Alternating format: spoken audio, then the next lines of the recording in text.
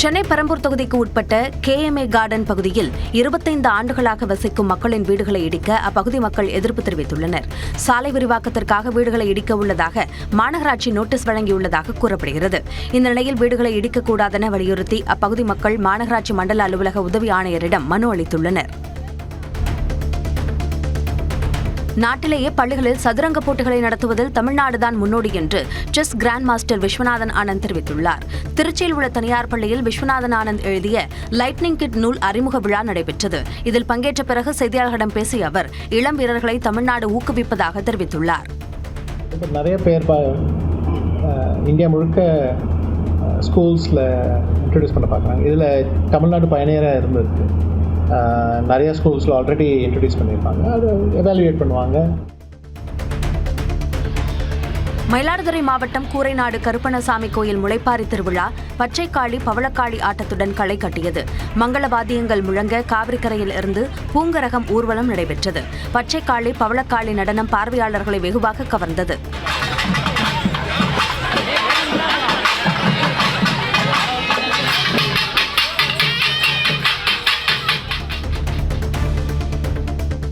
கோவை தொண்டாமுத்தூர் சுற்றுவட்டார பகுதிகளில் விவசாய தோட்டங்களுக்குள் புகுந்த யானை வாழை மரங்களை சேதப்படுத்தியுள்ளதால் விவசாயிகள் வேதனை அடைந்துள்ளனர். கடந்த ஒரு மாதமாக அப்பகுதியில் ஒற்றை யானை முகாமிட்டுள்ள நிலையில் தொண்டாமுத்தூர், நரசிபுரம், விராலியூர் பகுதிகளில் அறுவடைக்கு தயாராக இருந்த நூற்றுக்கணக்கான வாழை மரங்களை சாய்த்துள்ளதால் விவசாயிகள் கவலை அடைந்துள்ளனர்.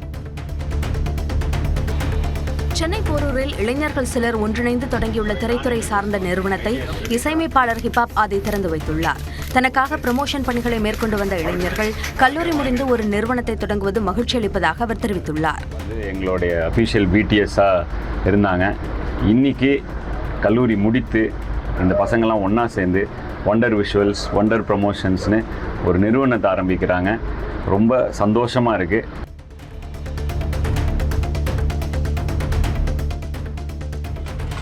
மயிலாடுதுறை அருகே மல்லியம் கிராமத்தில் உள்ள சந்தான மாரியம்மன் கோயிலில் காவடி திருவிழா நடைபெற்றது.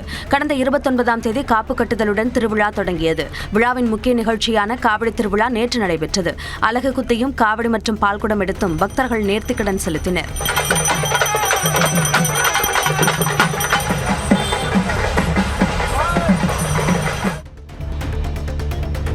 குடிநீர் வழங்காததை கண்டித்து திண்டுக்கல் அருகே அனுமந்த நகர் மேம்பாலத்தில் காலிக்குடங்களுடன் பொதுமக்கள் மறியலில் ஈடுபட்டனர்.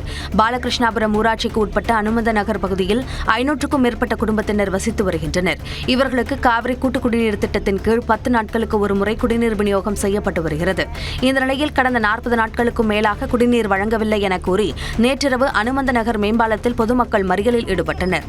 தகவல் அறிந்து சென்ற அதிகாரிகள் நடவடிக்கை எடுப்பதாக உறுதியளித்தனர். ஸ்ரீரங்கம் ரங்கநாதர் கோயில் ரங்கநாயகி தாயார் பெரிய திருமஞ்சனத்தை முன்னிட்டு வட காவேரி கொள்ளிடம் ஆற்றிலிருந்து புனித நீர் தங்கம் வெள்ளிக்குடத்தில் சேகரிக்கப்பட்டு மேளதாளங்கள் முழங்க எடுத்து வரப்பட்டது. புனித நீர் கோயில் யானை ஆண்டாள் மீது வைத்தும் 28 வெள்ளிக்குடங்களிலும் சித்திரை வீதிகள் வழியாக கோயிலுக்குள் ஊர்வலமாக எடுத்து வரப்பட்டு உற்சவர் ரங்கநாயகி தாயாருக்கு திருமஞ்சனம் செய்யப்பட்டது.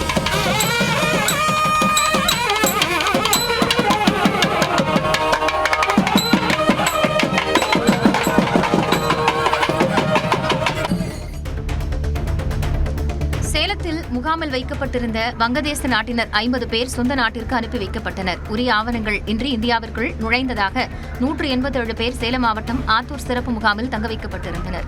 அவர்களில் 44 ஆண்கள் மற்றும் 6 பெண்கள் என மொத்தம் 50 பேர் வங்கதேச தூதரகத்தின் ஒப்புதலை தொடர்ந்து பலத்த போலீஸ் பாதுகாப்புடன் ரயில் மூலம் சொந்த நாட்டிற்கு அனுப்பி வைக்கப்பட்டனர். இன்னும் 137 வங்கதேச நாட்டினர் முகாமில் இருப்பதாக அதிகாரிகள் தெரிவித்தனர். கோவை மாவட்டம் பொள்ளாச்சி அருகே ஆழியார் குரங்கருவியில் தொடர் மழையால் வெள்ளப்பெருக்கு ஏற்பட்டுள்ளது. கடந்த 3 மாதங்களாக நீரின்றி வறண்டு இருந்ததால் குரங்கருவிக்கு சுற்றுலா பயணிகள் செல்ல தடை விதிக்கப்பட்டிருந்தது. வால்பாறை மற்றும் சுற்றுவட்டார பகுதிகளில் பெய்த மழையால் தற்போது அருவியில் மீண்டும் நீர்வரத்து அதிகரித்துள்ளது. வெள்ளப்பெருக்கால் சேதமடைந்த தடுப்பு வேலிகள் சீரமைக்கப்பட்டு நீர்வரத்து குறைந்ததும் சுற்றுலா பயணிகள் அனுமதிக்கப்படுவார்கள் என வனத்துறையினர் தெரிவித்துள்ளனர்.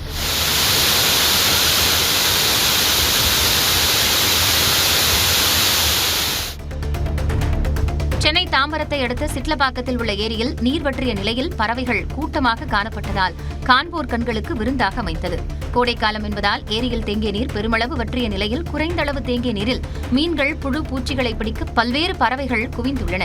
நாரை, கழக்குடா, நீர்க்கோழி, அரிவாள் மூக்கன், தழைக்கோழி, உன்னிக்குக்கு உள்ளிட்ட பல்வேறு பறவைகள் நீந்தி வேட்டையாடி வருவதால் அந்த ஏரியில் நடைபயிற்சி செல்வோர் கண்களுக்கு விருந்தாக அமைந்தன. தூத்துக்குடி மாவட்டம் கோவில்பட்டி அருகே கிழவிப்பட்டி கிராமத்தில் இருக்கும் அலங்காரியம்மன் கோயில் திருவிழாவை முன்னிட்டு மாபெரும் மாட்டுவண்டி எல்கை பந்தயம் நடைபெற்றது. சின்ன மாடு மற்றும் பூஞ்சிட்டு மாடு என்று 2 பிரிவுகளில் போட்டிகள் நடத்தப்பட்டன. சின்ன மாட்டு வண்டி பிரிவில் 18 மாட்டு வண்டிகளும், பூஞ்சிட்டு மாட்டு வண்டி பிரிவில் 32 மாட்டு வண்டிகள் என மொத்தம் 50 மாட்டு வண்டிகள் பங்கேற்றன. சீறி பாய்ந்து சென்ற காளைகளை சாலையின் இருபுறமும் நின்ற பொதுமக்கள் கண்டு ரசித்தனர்.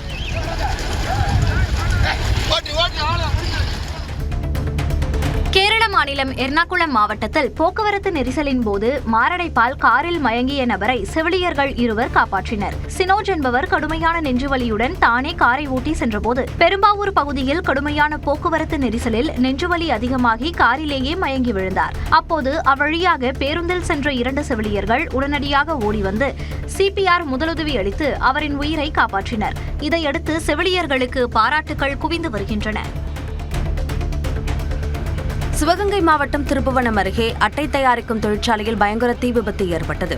பாட்டம் கிராமத்தில் பிரகாஷ் என்பவருக்கு சொந்தமான பேப்பர் மில் நிறுவனத்தில் நேற்று மாலை 6 மணிக்கு பணி முடிந்து தொழிலாளர்கள் கிளம்பிவிட்டனர்.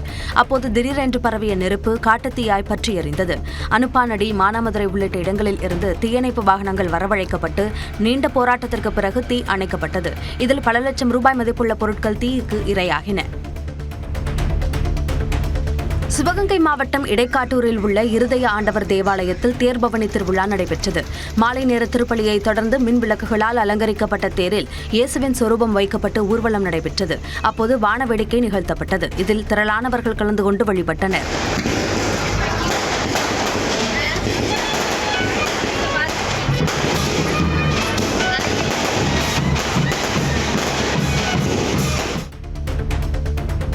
நீலகிரி மாவட்டம் உதகை அருகே மாயார் சாலையில் தேங்காய் மூடியை கடிக்க உருண்டு புரண்ட கரடியின் வீடியோ காண்போரை ரசிக்க வைத்துள்ளது.